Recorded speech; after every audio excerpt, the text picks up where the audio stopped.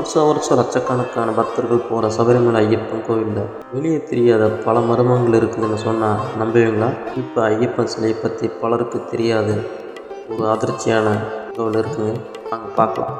நம்ம எல்லோரும் கரூரில் இருக்கிற ஐயப்பன் சிலையை பரசுராமர் வச்சதுன்னு நினச்சிட்டு இருக்கோம். ஆனால் உண்மை அது இல்லைங்க.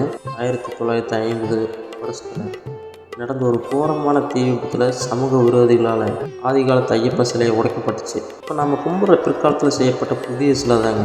அப்போ அந்த ஒரிஜினல் சிலை என்னாச்சு? அதோட துகள்கள் இப்போ கொடிமரத்துக்கு பக்கத்தில் கலந்து இருக்கிறதா சொல்லப்பட்டு வருதுங்க. அடுத்தது, ஐயப்பன் உண்மையில் ஜீவ சமாதி ஆனது கருவறையில் கிடைக்காதுங்க, மணிவனம் அப்படிங்கிற இடத்துல தாங்க. மகாசியை வதம் செஞ்ச பிறகு ஐயப்பன் ஜோதி வடிவம் மாறினது இங்கே தாங்க. நகர விளக்கு அப்போ வருஷத்தில் வெறும் 6 நாள் மட்டும்தாங்க இருந்திருக்கும். ஏற அந்த 18 படிகள் சாதாரண படிகள் இல்லைங்க. நம்மளோட 5 புலன்களையும் கோபம் காமம்னு எல்லாத்தையும் கடந்து 8 தெய்வங்களை வணங்கி தான் ஐயப்படிங்க.